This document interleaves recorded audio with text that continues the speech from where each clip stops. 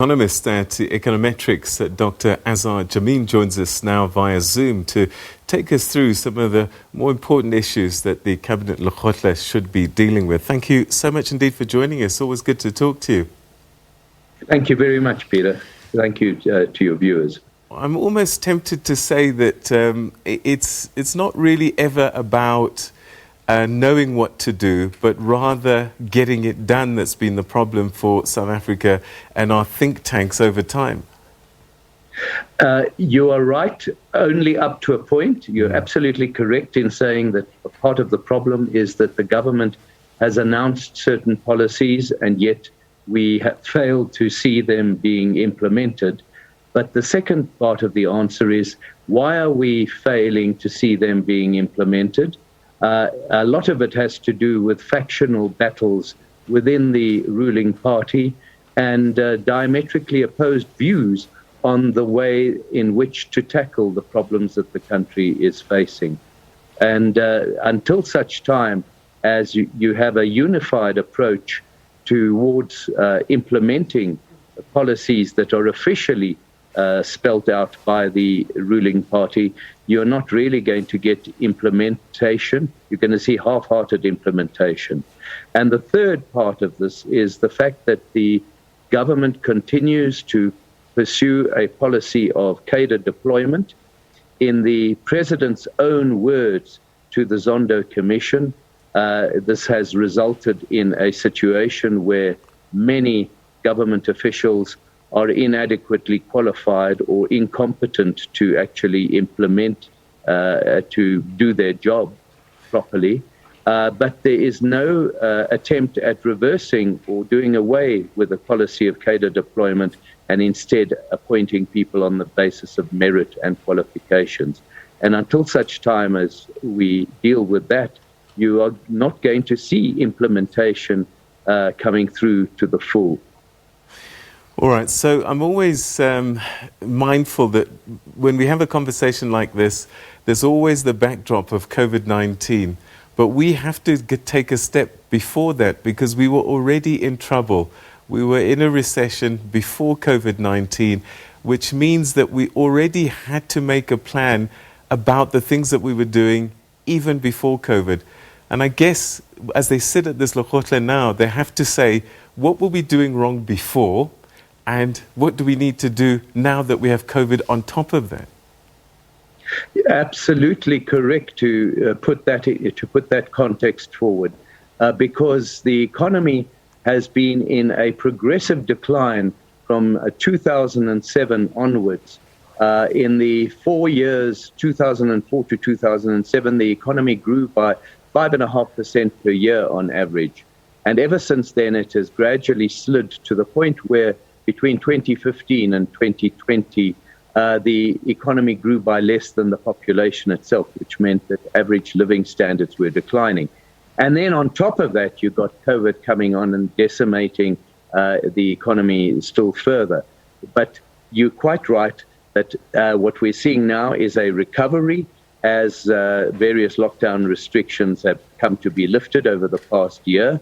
And in the second quarter of this year, the economy was actually 19.5% bigger than it was in the second quarter of last year. Remember, that was the time of the very strict lockdown. But we still haven't got back to where we were prior to COVID. But the point is, in the short term, we are experiencing economic growth of somewhere between 4 and 5%. But that will not last for very long. Once these statistical aberrations are out of the way, the threat is that without actually addressing the problems that caused that long-term decline from 2007 to 2019, without addressing those problems in the first instance, we're going to go back to a dismal growth trajectory of 1 to 2% if we are lucky. And that's what needs to be prevented. Now, I don't know to what extent the people in government actually fully appreciate that situation. So what are the key things you think that, I mean, if you're sitting in that room and they say, Dr. Jammine, please help us, what are the three things that we need to do urgently that could be a game changer quickly? Quite right. The first is to beat off corruption, because that is, and state capture, because that is just sucking resources and putting them into the hands of a few individuals at the expense of the broader population. The second thing that we desperately need is the implementation of a massive capital investment program. The challenges there are implementation, and the fact that the government seems to be bound by promises to roll out a lot of its expenditure on current items rather than on capital projects. And the third thing that needs to be desperately fixed is the educational system, because therein lies the major problem that we have of unemployment, because so many of our school leavers come into the job market ill-prepared to be able to add value in the economy in such a way as to be able to command a job and earn a decent income that can alleviate their poverty and reduce inequality. So those are the three things. You mentioned labor absorption. I think that is absolutely critical in areas, and we have activities such as agriculture and tourism, etc., that can absorb a lot of labor if policies are implemented properly.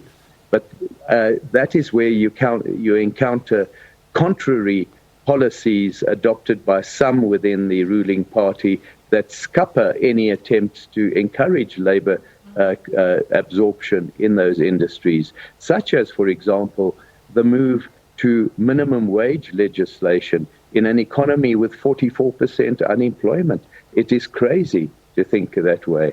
And that's why agriculture, which could absorb so many more jobs, is not doing so at present.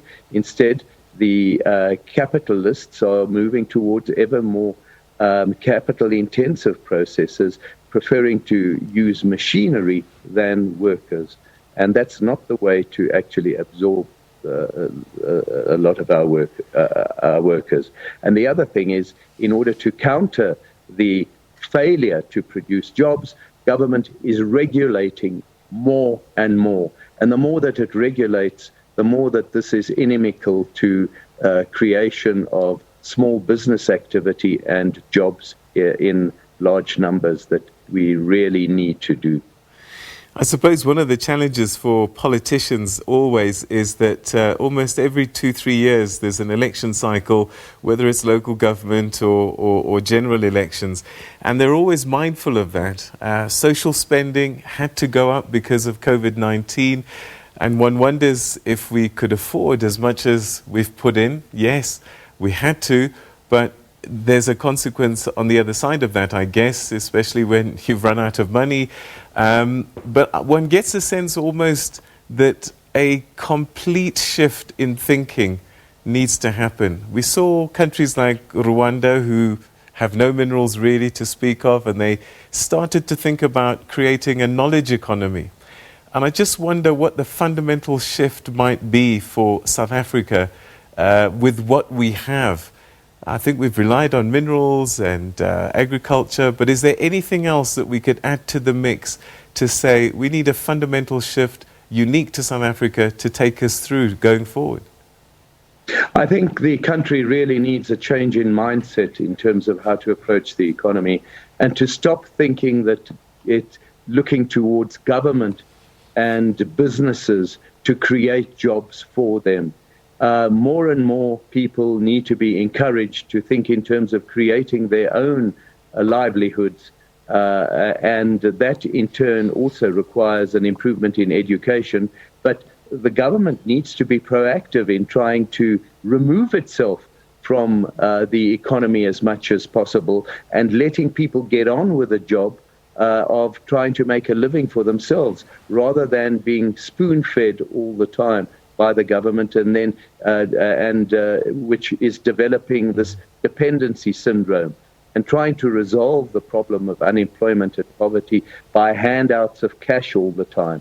In that regard, I have been very encouraged by the new Minister of Finance, who has said, you know, our objective should be to create an environment in which to generate jobs rather than dishing out cash all the time to people who don't have jobs. Might this mean things like radically changing our position on whether the state should own entities? Clearly, that has sucked a lot of resources.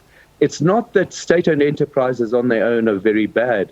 On the contrary, the old National Party government actually created many of those state-owned enterprises in order to provide decent employment to a lot of the white supporters of the National Party at the time. But they actually, but you did not have the complete exploitation of the resources of these SOEs that we have seen over the past decade through state capture. And that is what has really crippled them. One is seeing some areas of light in that regard. Eskom is certainly trying to reform, and in certain areas we are seeing success in that regard. Transnet is trying to absorb private sector involvement in improving its facilities and its infrastructure. We've seen the partial privatization of South African Airways, and there are some of these initiatives that the government has started embarking upon. But at every turn, it encounters opposition from within its own ranks to such attempts. But clearly, we would reduce the dependency on the state enormously if the government were to pass over a lot of these operations into private hands. Dr. Azar Jammine, we're going to have to leave it there, but thank you very much indeed. Always great to get your insights. Thank you for your time. Pleasure.